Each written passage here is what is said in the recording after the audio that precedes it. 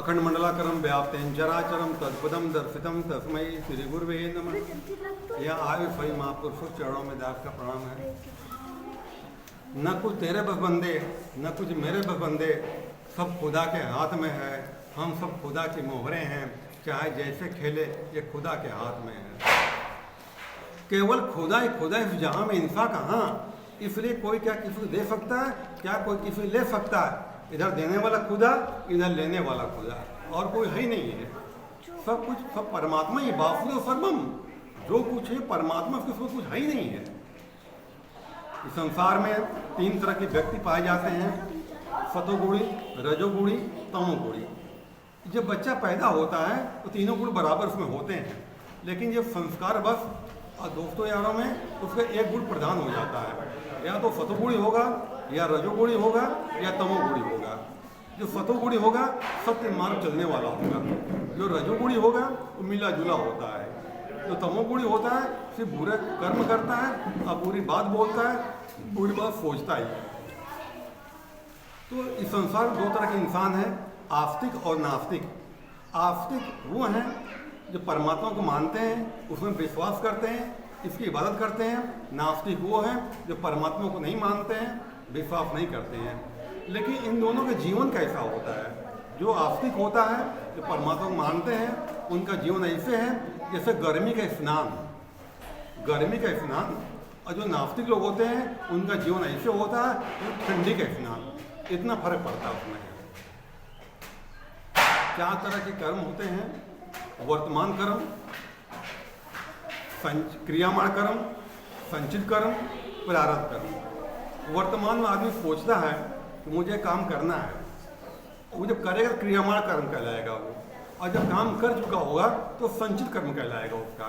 वही संचित कर्म उसको प्रारब्ध बन करके आगे उसको मिल जाता है। जैसे हमने सोचा कि हम कल गेहूँ बोएंगे, हम तो वर्तमान में सोचा हमने क्रियामाण में कर्म करेंगे, हम कल कर्म करेंगे। जब कर्म कर लिया तो क्रियामाण कर्म हुआ। जब फसल पक गई अपने घर पर ले आए, वो हमारा संचित कर्म हो जाएगा। और फिर वही जब हम बाद में खाएंगे उसको तो हमारा प्रारब्ध कर्म होगा। हमारा हमने जो बोया वही हमने खाया हमारा। और जो संसार में जो दिख रहा है, लोग रिश्वत ले रहे हैं, चोरी चमारी कर रहे हैं, लूट मार कर रहे हैं, मर्डर कर रहे हैं, एक प्रकार से ये परमात्मा इनको दिखा रहा है, प्रकृति दिखा रही है कि देखो क्या कर्म कर रहा है और क्या सजा मिल रही है। वो सब कुछ दिख रहा है। क्योंकि चोर परमात्मा चोर बन के चोरी करता है, पुलिस बन के पकड़ता है, वकील बन के फैसला लड़ता है उसका, और जज बन के फैसला करता है। तो ये कहीं और समाज को दिखा रहा होता है, इंसानों देखो इसने क्या कर्म किया और क्या भोग रहा है। ये समाचार पत्रों में, मोबाइल में, टीवी में और पिक्चरों में सब कुछ दिखाया जाता है। ये कर्म किया और ये फल मिला इसको। इंसानों देखो, समझो और बुरा कर्म मत करो। बुरे कर्म का बुरा परिणाम होता है। ये प्रकृति हमको संदेश दे रही चारों तरफ से, फिर भी इंसान अज्ञानता में समझता है कि हमारा कोई कुछ कर नहीं पाएगा। उसके पास धन बल है, बाहुबल है, वो सोचता है जो मैं कुछ कर दूंगा मेरा कुछ कर नहीं पाएगा। लेकिन उसकी अज्ञानता, उसकी भूल उसकी है वो है। कितने बड़े बड़े नेता, कितने बड़े संत महात्मा आज जेल में सब हैं। उनके धन बल कम नहीं था, बाहुबल कम नहीं था, लेकिन उनकी अज्ञानता के कारण सोचा हम कुछ कर नहीं पाएगा। आज प्रकृति को कहाँ से कहाँ पहुँचा दिया उनको। तो जैसा बोओगे वैसा काटोगे, ये प्रकृति का नियम ये है।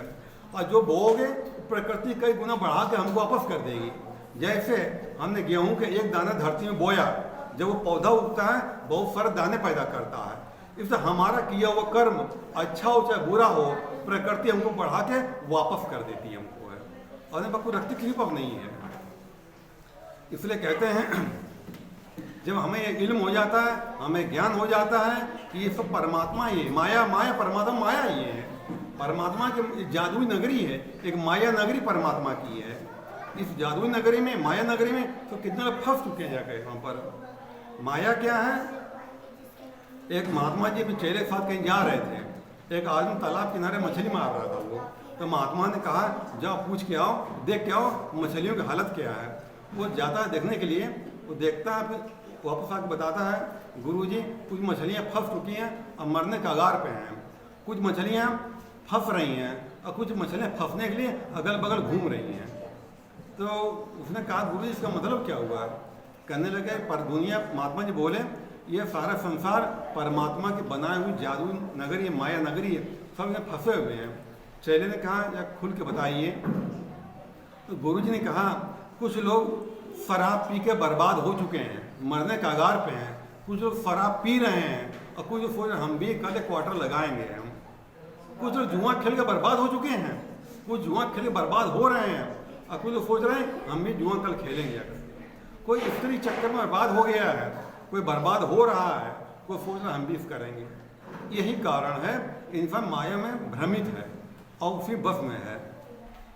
जब से हुआ हूँ तुझसे रूबरू, करता भी तू, भरता भी तू, हरता भी तू, धरता भी तू, हर तरफ तेरा जलवा, हर तरफ तू ही तू है, हर तो परमात्मा ही परमात्मा है। जब हमें ज्ञान हो जाएगा हमारा लड़ाई झगड़ा नफरत घड़ा किसी से नहीं रहेगा हमारा।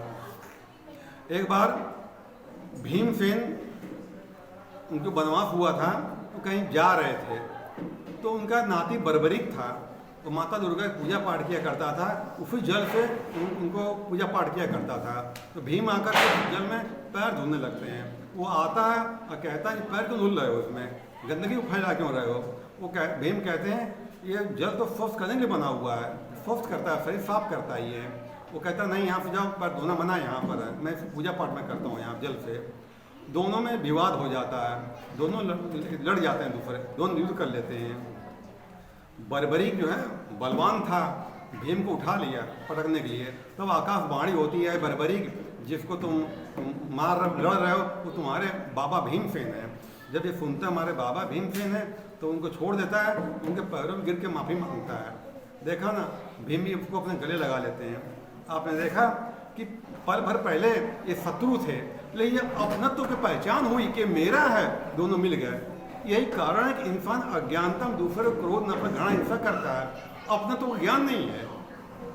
भक्ति किसे कहते हैं? भक्ति जो व्यवहार हमारा वही भक्ति हमारी अच्छा व्यवहार है। भले आपके पास टाइम न हो, पूजा पाठ न करें, लेकिन अच्छे कर्म करें। अब लाभ पूजा पाठ करो, लेकिन कर्म अगर दूषित आपके हैं, कर्म बुरे हैं, तो उसका फल आपको नहीं मिलने वाला है। कि साहिब तेरी साहिबी सब गढ़ रहे ऐसी समाए, जैसे मेहंदी के पात में लाली लकी न जाए।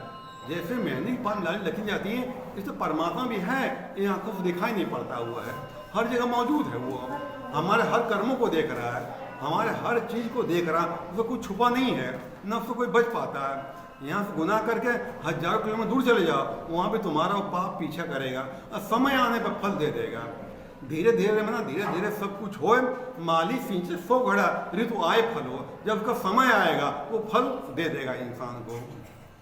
कि सबकी देखभाल खुदा करता, सब जीवों का ध्यान धरे, आप बैठे पर्दे के पीछे बुद्धि को हैरान करे। सबकी देखभाल मालिक कर रहा है, सबको भरण पर सबका कर रहा है। इंसान सोचता है कैसे हो रहा है। प्रकृति का नियम ये है कि जैसी करनी वैसी भरनी। उसका भी प्रभु का सहारा, जिसका कोई सहारा नहीं, उसका भी प्रभु ने गुजारा, जिसका कहीं गुजारा नहीं। प्रभु बेसहारों का सहारा है, जिसका कहीं गुजारा नहीं होता। लोग कहते हैं गुजारा कैसे होगा, उसका गुजारा हो जाता है। एक बच्चा पैदा होता है, उसकी माँ मर जाती है, लोग कहते हैं बच्चा कैसे पलेगा, लेकिन उसका भी भरण पोषण परमात्मा कर देता है। अगर के कि मूर्धक देते हैं प्रभु कपड़ा लकड़ा और आग, मूर्धक देते हैं प्रभु कपड़ा लकड़ा और आग, और जिंदा नर चिंता करे ताके बढ़े भाग। मरे हुए प्राणी को भी परमात्मा कपड़ा लकड़ा आके व्यवस्था कर देता है। ऐ नर तू जिंदा चिंता क्यों करता है, परमात्मा दामन पकड़ ले, तुझे बचा लेगा, अपने शरण में ले लेगा। गीता में भगवान कहते हैं जैसे मुझको जो भजता है मैं वैसे भजता हूँ, मैं उसका योगक्षेम वहन कर लेता हूँ। ये संसार है क्या? एक आटा चक्की है, सब पीस रहे हैं। आटा चक्की में एक किल्ला लगा होता है, जो गेहूँ किल्ले में चले जाता है वो बच जाता है, बाकी पीस जाते हैं। ये सारा संसार पीस रहा है, इसमें बचता कौन है? जो किल्ले से लगा रहता है, जो परमात्मा से जुड़ा रहता है वो बच जाता है, बाकी सब पीस जाते हैं।